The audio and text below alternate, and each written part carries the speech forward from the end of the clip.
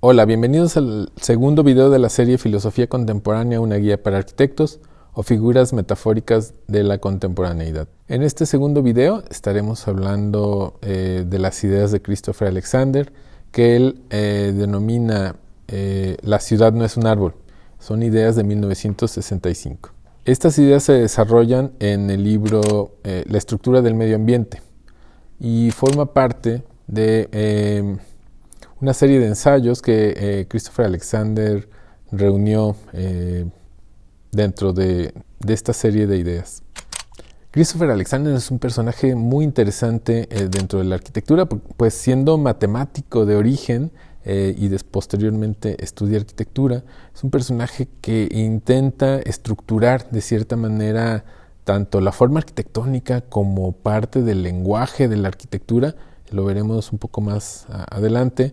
Y como buen matemático que era, le interesa mucho la noción de la lógica estructural, digamos, de las formas arquitectónicas, pero también de algo mucho más profundo, que es la noción de lo vivo, digamos, dentro de la arquitectura y la ciudad históricas, y cómo esa vida que tenían las ciudades históricas puede puede diseñarse o puede al menos plantearse con la intención de que se genere una especie de continuidad histórica, un poco en respuesta a las nociones de la modernidad.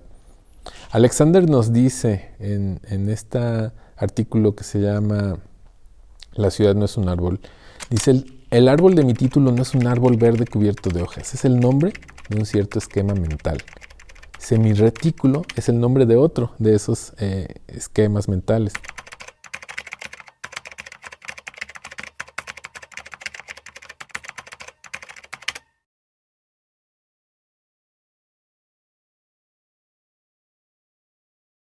Plantea pues la idea de cómo la ciudad histórica, que se ha decantado históricamente, que se ha construido históricamente, se construye con la idea que él plantea como semirretículo, a diferencia de una idea mucho más simplista de la arquitectura y la ciudad, que sería la noción del árbol.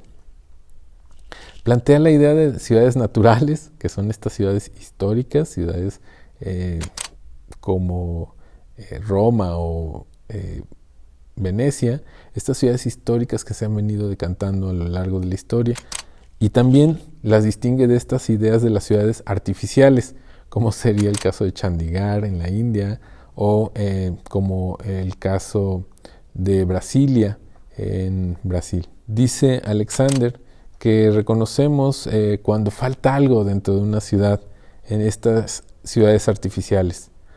Dice, cuando las comparamos con estas ciudades naturales, estas ciudades antiguas, que tienen la pátina de la vida, dice él, estos intentos actuales de crear ciudades nuevas, ciudades artificiales, son un completo fracaso, plantea él.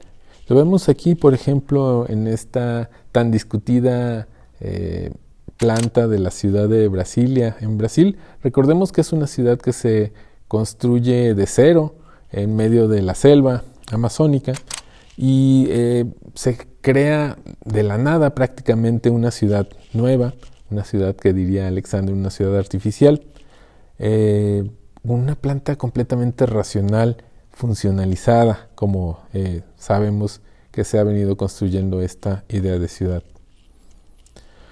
Dice Alexander que estas ciudades naturales, estas ciudades antiguas, se organizan en forma de semirretículo, dice él, a diferencia de las ciudades artificiales, estas ciudades nuevas, dice, cuando se crean desde un esquema de un árbol.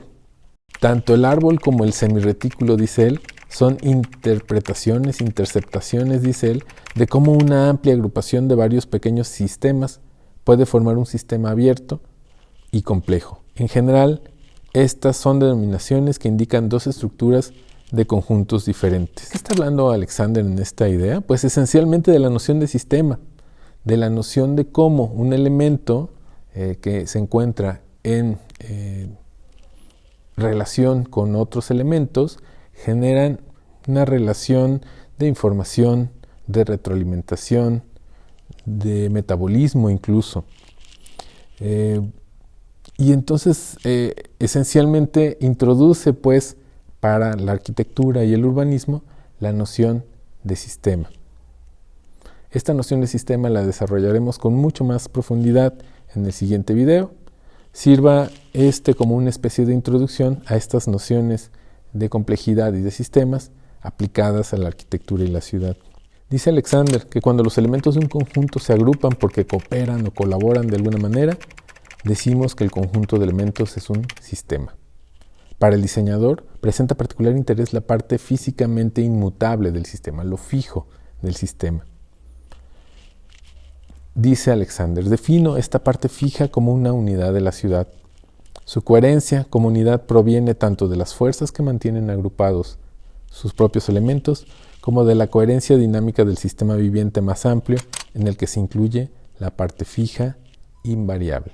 Nos dice Alexander, para diferenciar estas dos ideas diferentes tanto del semirretículo como el del árbol. Una familia de conjuntos forma un semirretículo si y solo si cuando se sobreponen dos conjuntos que pertenecen a la familia. El conjunto de elementos comunes a los dos pertenece también a la familia. El axioma del árbol establece lo siguiente: una familia de conjuntos forma un árbol si y solo si, tomados dos conjuntos que pertenecen a la familia, uno está o bien contenido por entero en el otro, o bien separado por entero del otro. Tenemos aquí justamente explicada de una manera muy esquemática, y son esencialmente unos esquemas que utiliza Alexander en su libro. Nos plantea la idea de elementos que, si bien pertenecen a un conjunto, en realidad su interrelación es muy básica, muy simple. Generan un sistema, pero tremendamente simplista. A esta idea, a esta noción es lo que Alexander llama un árbol. A diferencia de un sistema completamente interrelacionado. Los elementos funcionan como un conjunto, están interrelacionados. Si quitamos uno, todo el sistema se ve afectado. No son elementos independientes como el otro, como el árbol. En este semirretículo, en este sistema complejo, los elementos están interrelacionados, dependen unos del otros y tienen retroalimentación. Hay información que se comparte.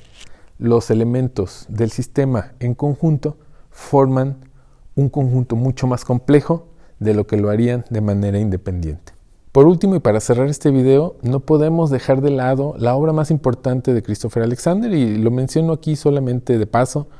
Esta serie de 3 libros, él los denomina que es un solo libro en conjunto, pero que están divididos en 3 tomos diferentes. El primero es el modo intemporal de construir, en una nueva edición lo llama el modo atemporal de construir. El libro central, que es el lenguaje de patrones, y por último, urbanismo y participación, el caso de la Universidad de Oregon, que vemos en pantalla. Alexander los plantea como una única obra.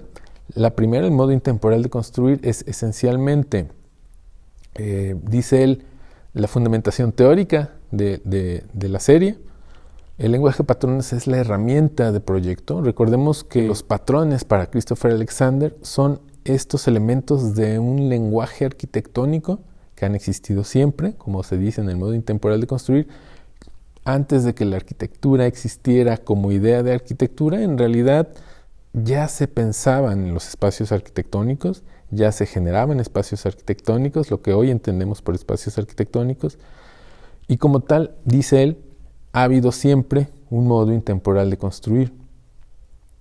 En el lenguaje de patrones, él utiliza estos patrones, estos elementos históricos que siempre han existido en la arquitectura, y nos da una serie de herramientas, una serie de elementos de construcción de un lenguaje arquitectónico, de un lenguaje de patrones, con lo cual, dice él, cualquier persona podría construir su propio hábitat. Por último, utilizando esta teoría y esta herramienta metodológica que es el lenguaje de patrones, en urbanismo y participación lo que él plantea es cómo se ha aplicado en un caso de proyecto arquitectónico específico, que es el caso de la Universidad de Oregon, lo aplica y explica cuál fue su funcionamiento y qué cambios y adaptaciones se tuvieron que hacer a los patrones que él plantea.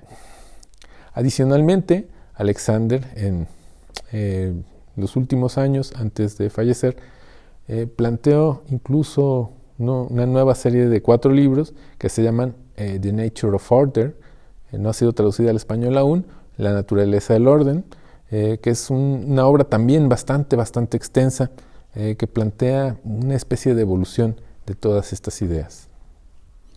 Nos dice Alexander en el modo intemporal de construir: un edificio o una ciudad solo estarán vivos en la medida en que sean gobernados por el modo intemporal.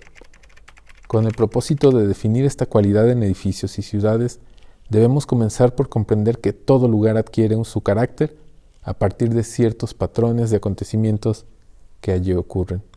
Los patrones de acontecimientos siempre están relacionados con determinados patrones geométricos del espacio. Como veremos, cada edificio y cada ciudad surgen en última instancia de estos patrones del espacio. Son los átomos y las moléculas con las que se levanta un edificio o una ciudad. Estos elementos históricamente desarrollados, que han existido desde la arquitectura más antigua, son los patrones con los que Alexander nos propone para construir con ellos lo que él denomina un lenguaje de patrones fundamentado en el modo intemporal de construir, que finalmente aplica en urbanismo y participación. Agradezco mucho haber visto este video, espero que sea de mucha utilidad y estaremos trabajando en la idea de teoría de sistemas y ciencias de la complejidad. En el siguiente video profundizaremos mucho más en esas ideas y nos permitirá aplicar estas nociones que Alexander introduce de una manera más profunda. Muchas gracias.